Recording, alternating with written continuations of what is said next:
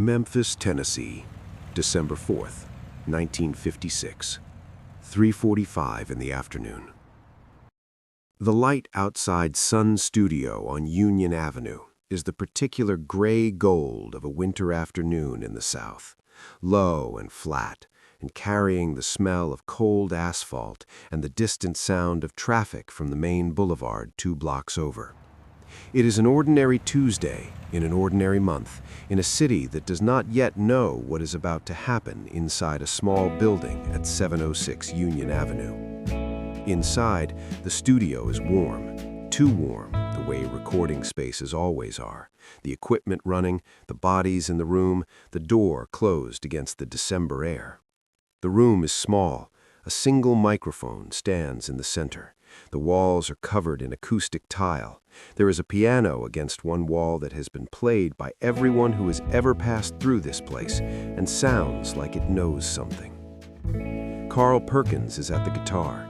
He has been here since morning, working through tracks, trying to capture something that keeps slipping just out of reach in the way that recordings sometimes do. You know what you want, you can hear it clearly in your head, and the tape keeps giving you something slightly different. His band is with him, his brother Jay on rhythm guitar, his brother Clayton on bass, W.S. Holland on drums. Sam Phillips is in the control room. He is 33 years old, and he has already changed the world once. He is the man who looked at a young truck driver from Tupelo 2 years earlier and heard something in his voice that nobody else in the music industry had been willing to hear. Now he runs the most important small recording studio in America, and he is watching Carl Perkins work through the afternoon, waiting for the take that locks everything into place. At 3:45, the front door opens. Elvis Presley walks in. He is 21 years old. He is the most famous person in America. Nobody planned this. That is the thing you have to understand before anything else. There was no arrangement, no phone call that morning, no agreement among managers or agents or record labels. What is about to happen in this small room in Memphis is going to happen the way the most important things always happen, by accident, in a gap in the schedule, because someone stopped by on a whim and someone else was already there, and the music was already in the air. Carl Perkins had a session booked. Elvis was in town and decided to drop by and say hello. Jerry Lee Lewis, a 21-year-old piano player from Louisiana who had only just arrived at Sun Records and who nobody outside this building has yet heard of, was in the room because Sam Phillips had hired him to play piano on Carl's session. And somewhere across town, Johnny Cash was finishing his own business for the day. Within the hour, all 4 of them will be in this room. Within the hour, Sam Phillips will make a decision. He will walk back to the tape machine. He will press record. He will not tell any of them.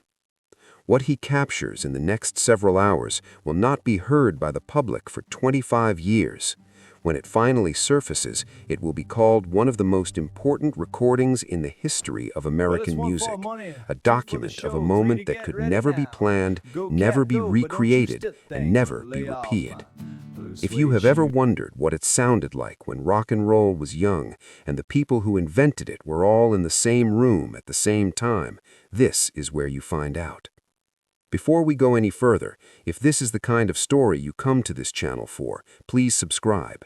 These are the moments that didn't make the headlines, the moments that happened in rooms like this one when nobody thought they were being watched. Carl Perkins had arrived at 706 Union Avenue that morning, carrying the weight of a particular kind of frustration. He had written a song called Blue Suede Shoes. It had been one of the biggest records in the country earlier that year, bigger for a few weeks than anything Elvis was releasing, which was a fact that people in the industry noticed and that Carl himself did not quite know what to do with. Then came the car accident in March, the broken bones, the hospitalization, the weeks of recovery, while the song kept selling without him, while Elvis performed it on television and the country fell in love with it again through someone else's face. Carl had survived all of it.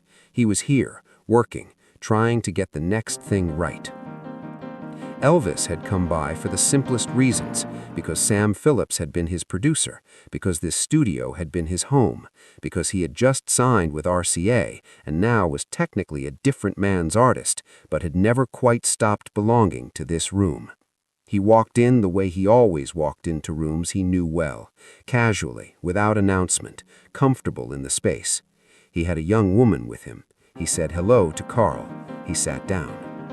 Sam Phillips watched Elvis walk in and felt the afternoon shift.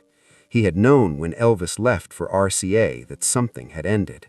He had taken the money, $35,000, the largest sum ever paid for a record contract at the time, and he had tried not to think too hard about what he had sold. Elvis was still Elvis. He was still here.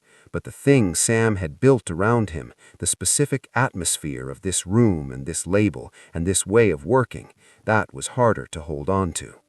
Now Elvis was sitting in a chair in the corner, watching Carl work. The room was already alive in a way it hadn't been 20 minutes ago.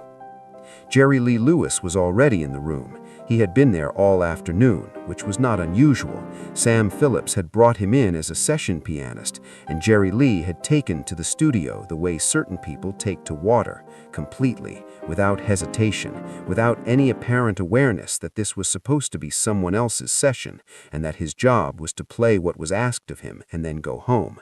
He was not built that way. He was 21 years old. He played piano the way a force of nature plays piano, and he was constitutionally incapable of sitting quietly in a corner. When Elvis walked in, Jerry Lee looked at him across the room the way a person looks at someone they recognize from a country they haven't visited yet. Respectful, wary, curious, already calculating. These two men would spend the next 30 years in a complicated orbit around each other, but that was still ahead.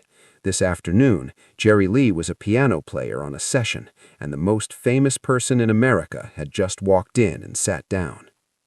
Johnny Cash arrived later, coming through the door in that long, deliberate way he moved through the world, dressed in black the way he was beginning to always dress in black, speaking in that quiet baritone that made every sentence sound like a line from something larger than conversation. He was 24 years old. He had 2 of his own records on the charts. He and Elvis had known each other from the Sun Records days. They had toured together, eaten together, stayed in the same roadside motels during the early circuit tours through the South. He looked around the room. He saw Carl at the microphone. He saw Jerry Lee at the piano. He saw Elvis in the corner. He sat down. The 4 of them were in the same room.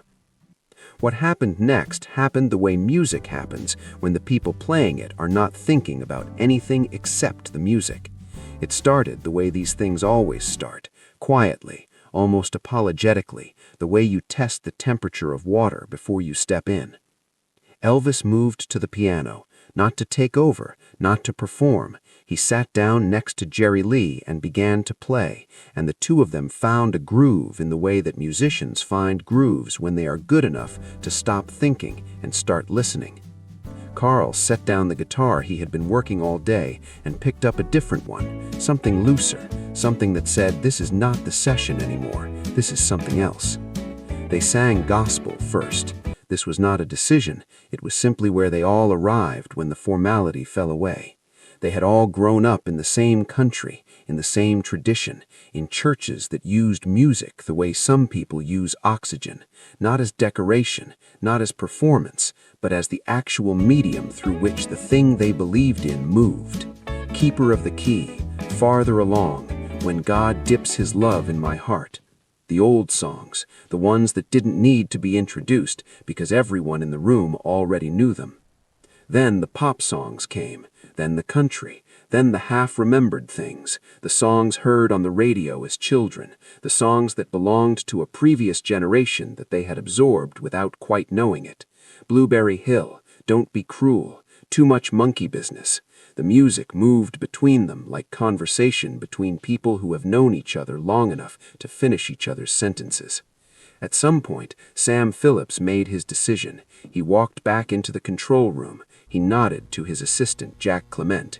He said nothing to the 4 men in the studio. The tape began to roll. Sam Phillips understood in that moment something that he could not have articulated precisely in words. He had spent his entire professional life trying to capture on tape something that was almost impossible to capture, the thing that happened when a musician stopped performing and started being. The calculated and the spontaneous are not the same thing. You can rehearse a song until it is technically perfect and still feel nothing when you hear it. And then sometimes a person who has never rehearsed a moment in their life will stand in front of a microphone and do something that stops the room entirely, and you understand in your body before you understand in your mind that you are hearing something real. What was happening in the studio was the rarest version of that rarest thing. 4 people, each of them individually capable of stopping a room, had accidentally found each other in an unguarded moment. They were not performing for an audience. They were not performing for the tape. They were doing what musicians